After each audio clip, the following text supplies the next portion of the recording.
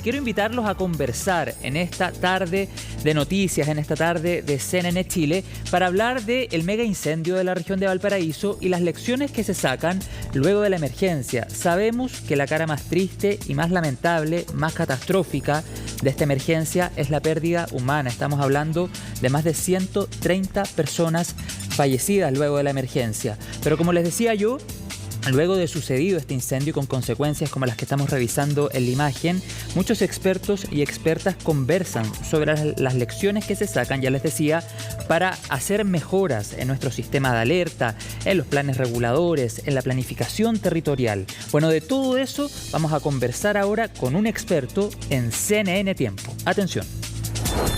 Bueno, y para hablar de este importante tema, ya nos acompaña, ustedes lo ven en la pantalla de CNN Tiempo, Jorge León, arquitecto de la Universidad Técnica Federico Santa María, magíster en Planificación Urbana en la Universidad de Buenos Aires y doctor en Arquitectura y Urbanismo de la Universidad de Melbourne, Australia, e investigador SIGINT. Muchas gracias, Jorge, por la comunicación. ¿Cómo has estado? Gracias a ustedes por la invitación. Bien, Jorge, muchas gracias. ¿Cuáles son las grandes lecciones que deja una emergencia de estas características, como señalábamos también en la presentación? Yo creo que lamentablemente esta emergencia confirmó los peores pronósticos que teníamos para este verano, en el sentido que las condiciones climáticas podrían ser muy desfavorables y además teníamos un problema de una gran masa de vegetación debido a las precipitaciones abundantes del año pasado en contacto muy cercano con zona urbana. Y por lo tanto cualquier inicio de fuego podría derivar en una catástrofe de magnitud importante. Ahora, probablemente nadie esperaba que iba a tener la magnitud que ocurrió, porque desde el incendio del Valparaíso me parece que no habíamos, del año 2014 me parece que no habíamos tal impacto de un incendio de interfaz urbano-forestal. Y en ese sentido, Jorge, y con el afán de profundizar en este tema, por ejemplo, ¿la evacuación debió ser mucho antes de que el fuego estuviera prácticamente encima? Sí, yo creo que hemos conversado con varios medios, con varios colegas en estos días, y a diferencia de los terremotos, por ejemplo, que nunca van a poder ser anticipados probablemente por la ciencia, y estamos acostumbrados a que pueden venir en cualquier momento, en este caso tenemos un pronóstico del tiempo que puede anticipar las condiciones con al menos 2 o 3 días de anticipación. Creo que esto nos da una ventana de tiempo que me parece que no ha sido suficientemente utilizada. Si bien CONAF emite alertas preventivas, creo que eso no está traducido en una condición de estar prontos para actuar, tanto por la autoridad como por la comunidad. Entonces creo que en particular, si bien es complicado implementar una evacuación repentina, creo que tenemos experiencia de hacer eso. Es dinámico, es una emergencia distinta a un terremoto. Es verdad, pero sabemos cuándo son las condiciones que lo pueden gatillar. De hecho, en otros países se aplica una lógica que se llama abandono temprano, que en el fondo cuando ciertas condiciones temporales, climáticas, perdón, se están dando, se organiza todo un protocolo para que efectivamente el contexto habitado esté listo para reaccionar muy rápidamente. Voy a dar solo un ejemplo. Este día, por ejemplo, el Jardín Botánico de Viña del Mar estaba abierto y había 700 personas a su interior. Así es. El Jardín Botánico se evacuó a las 4 de la tarde y se quemó a las 6 de la tarde. O sea, fuimos muy afortunados que ahí no hubiera una tragedia muy grande. Este Jardín Botánico, por ejemplo, no debería haber estado abierto ese día, por ejemplo, porque sabemos que se ha quemado innumerables veces y las condiciones climáticas vienen a ser muy desfavorables. Bueno, y en ese sentido, y con el objetivo de seguir también, por supuesto, profundizando en este tema, ¿te parece suficiente la alerta SAE? ¿Qué opciones de mejora surgen luego del mega incendio en la región de Valparaíso? A ver, la alerta SAE es un buen primer paso, pero a mi parecer está desarrollado con una lógica de otro tipo de amenazas. En particular funciona muy bien para el caso de los tsunamis, porque y quizás también para el caso de erupción volcánica, que también se ha aplicado, o de aluviones, porque ahí conocemos con cierta precisión espacial cómo se va a desarrollar la amenaza. En el caso del incendio es muy distinto, porque como tú bien decías, hay cierto nivel de imprevisibilidad acerca de cómo el fuego se va a comportar. Por lo tanto, su condición actual no es suficiente. Probablemente va a tener que complementarse con algún tipo de modelamiento del fuego, que es técnicamente muy complejo, pero tenemos la ventaja que los incendios no ocurren durante todo el año, por lo tanto tenemos muchos meses para modelar escenarios posibles de propagación del fuego y tratar en ese momento de buscar cuál es el escenario más parecido a lo que está ocurriendo, Claro. de forma tal de que la alerta sea espacialmente un poco más precisa.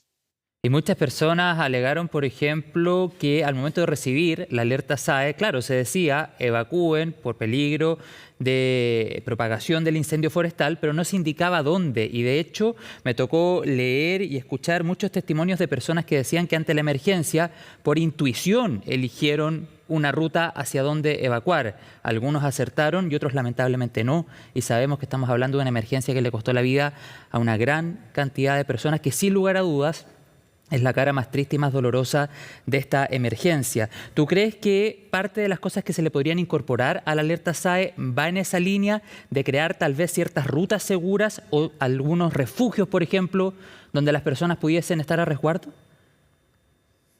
A ver, creo que la línea de trabajo, a mi juicio, debe ser de múltiples capas superpuestas e interactuando.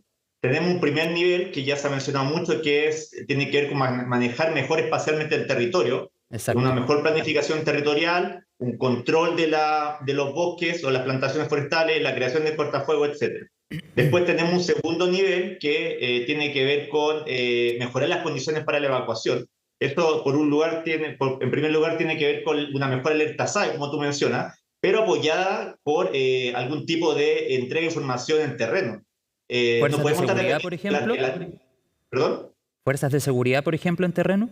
Por ejemplo, también podemos pensar el caso de sirenas, por ejemplo, que entreguen información. Esto se ha utilizado en el tema de los tsunamis. Las Eso es sirenas interesante. Sí. pueden entregar un mensaje auditivo, Y no solo pueden guiar sonoro, la ruta. y claro, podrían orientar sonoramente, entregar un mensaje auditivo donde se sugiera una ruta de escape. Claro. Lo que sí, para que eso funcione, hay que mejorar estructuralmente las condiciones de movilidad a través de la red vial. Los problemas que hubo en Viña del Mar, entre otras cosas, tienen que ver con que la red vial tiene muy mala porosidad o está poco interconectada a los lugares donde la gente falleció. Por eso se produjeron esos cuellos de botellas tremendos. Por ejemplo, en el caso de Viña Independencia, donde mucha gente murió evacuando. Nosotros hemos Exacto. señalado que esto es inaceptable, o sea, porque la pérdida material puede ocurrir. Nadie puede garantizar que el incendio no va a quemar una vivienda o otro tipo de construcción, pero lo que deberíamos garantizar es que al menos la gente tenga un sistema vial que le permite evacuar de manera segura y óptima. Que además esto te Claro. permitiría prevenir diferentes tipos de ataque del incendio. O sea, como no sabemos exactamente el fuego dónde va a venir, tenemos que tener una red vial muy porosa, muy redundante y muy conectada para que la gente pueda tener muchas opciones para evacuar, como tú bien decías. Y en Claro, y último eso no término, pasa. cuando todo falla, ya como último recurso, podría pensarse el reforzamiento de áreas seguras que podrían funcionar también eventualmente como refugio. En otros países donde se trabaja, en Australia, por ejemplo, el tema del área segura, donde se establecen ciertos lugares de último recurso, donde, por ejemplo, no hay ningún tipo de vegetación, hay provisión de estanques de agua potable, donde la gente se puede refugiar. Nosotros, en los recorridos que hemos hecho, mucha gente nos ha comentado que se salvaron porque, por ejemplo, se ubicaron en las canchas de fútbol. Aquí hay muchas canchas de tierra, como no tienen Mira, masa vegetal, claro. básicamente el fuego no podía avanzar y las canchas tienen una dimensión bastante amplia. Ahora, en algunos casos tampoco fue totalmente suficiente porque el ataque de pavesas se daba de cualquier forma, Sí, pero al claro. menos tenemos un lugar que garantiza la separación con Ganas respecto tiempo al al menos, claro. fuego radial.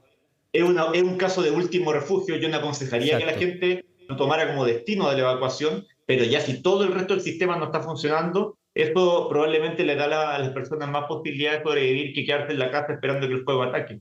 Claro, has dicho cosas muy interesantes en esta última respuesta. Primero que todo, complementar, por ejemplo, la alerta SAE con otros elementos, a falta, quién sabe, al momento de la emergencia, del celular en la mano. No sabemos las condiciones, por ejemplo, que pueda tener una emergencia y a lo mejor no tengo mi teléfono móvil cerca y tal vez una alarma, una sirena pueda guiar y ayudar mi evacuación. Eso lo encuentro sumamente interesante. Y por otro lado, también lo que tú decías de crear refugios con ciertas características que me imagino yo están certificadas a nivel internacional o por expertos y expertas que podrían servir como una evacuación en última instancia. Y finalmente también hacías referencia a la planificación territorial, que estamos al debe allí, Jorge, me imagino que tú coincides conmigo, sobre todo en los sectores altos de la región de Valparaíso. O sea, tenemos que pensar que a diferencia del incendio, por ejemplo, de Viña del Mar del año pasado, del antepasado, de la Navidad del año 2022, Sí, donde el que estuvo en muy ese próximo caso, a la Quinta Vergara, me acuerdo. claro, pero en ese caso aproximadamente 60% de las viviendas que se quemaron eran en áreas informales, o sea, Ujú. campamentos o áreas no legalizadas, entre comillas. Sí, Ahora, el incendio actual, de todas las viviendas que se quemaron, aproximadamente el 85% está en áreas formalizadas, o sea, reconocidas por la planificación territorial como zonas de imagínate. vivienda.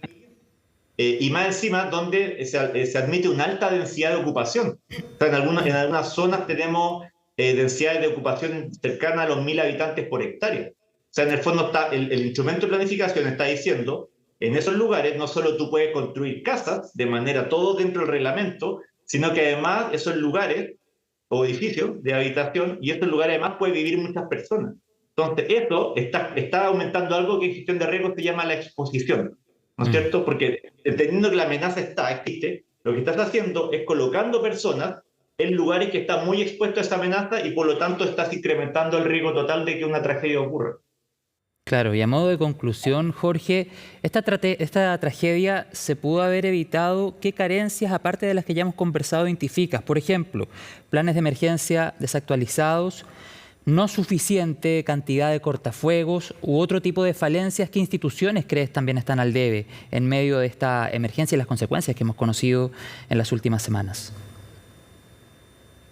No creo que sea un caso particular de una comuna o una institución en particular. Creo que yo diría más que un fallo, creo que hay una falta de actualización del sistema de manejo de emergencia, de gestión de riesgo, de planificación territorial, pero también de la comunidad. Nosotros como habitantes, todo el sistema, creo yo, no ha tenido la celeridad necesaria para actualizarse a las nuevas condiciones de amenazas que nos está imponiendo, por un lado, el cambio climático, y por otro lado, los procesos de expansión urbana. Estamos en una situación de crecimiento urbano muy rápido, sobre todo a niveles de informalidad, lo cual no fue el caso de este incendio en particular, pero la ciudad se está expandiendo hacia zonas periféricas. Estamos con condiciones climáticas cada vez más adversas y todo nuestro sistema de gestión del riesgo ha ido cambiando mucho más lento. Hay que reconocer, por ejemplo, que ONEMI transicionó a CENAPRED, es decir, Sí. creo que es un paso significativamente positivo porque pasó de una institución enfocada en la respuesta a una institución que además incluye la gestión del riesgo, es decir, tratar de prevenir que el desastre ocurra. También se están mejorando los planes regulares comunales, pero no lo estamos haciendo con la celeridad suficiente. Es Piensa que que ese en es el Chile, tema. Ese es el pero es tema. lo que pasa es que son procesos largos y que hay que ver institucionalmente cómo se apuran. En Chile, los planes regulares comunales, por ejemplo, por mandato legal se tienen que actualizar cada 10 años. La última estadística que yo manejo al menos es que el promedio chileno es como alrededor de 14 y algo años, y en el caso de las comunas costeras 17 años.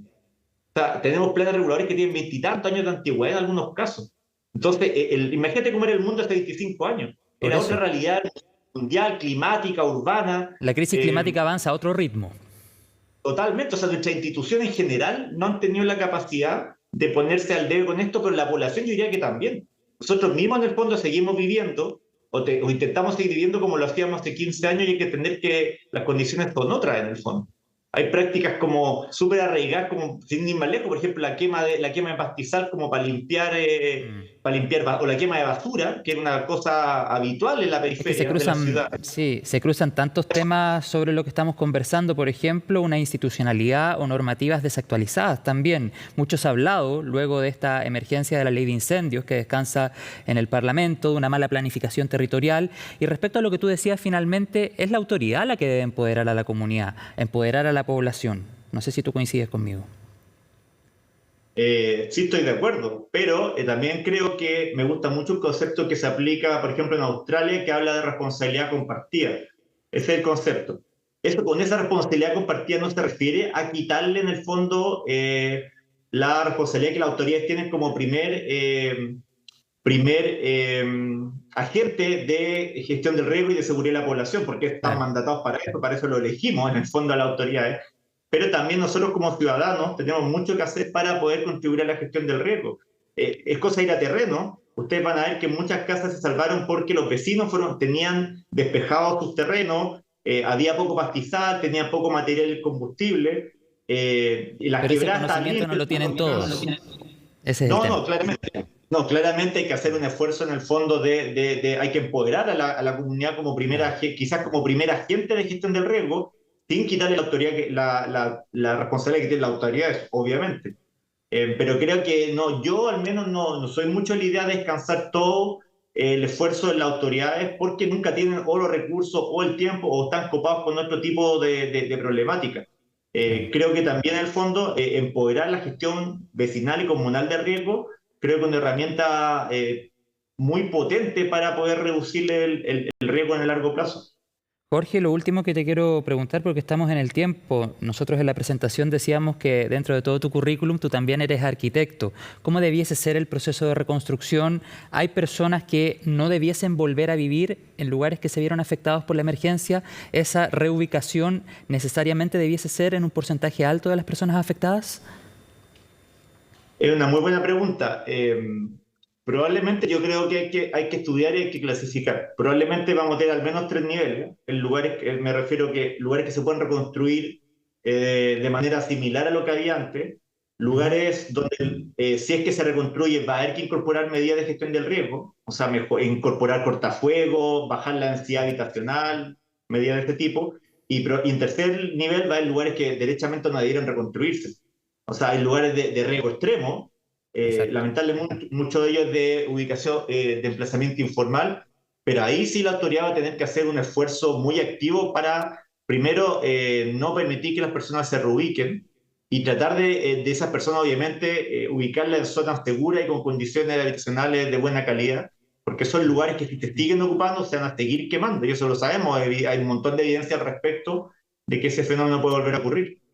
Exacto, Jorge. Yo te quiero agradecer la conversación. Es un proceso que no va a ser rápido. De hecho, la reconstrucción, lo han dicho las propias autoridades, va a tomar tiempo, requiere muchos recursos y lo vamos a seguir monitoreando, por supuesto, de cara a esta emergencia y sus consecuencias. Te agradezco nuevamente la conversación y seguimos en contacto. Muchas gracias. No, gracias a ustedes por la invitación.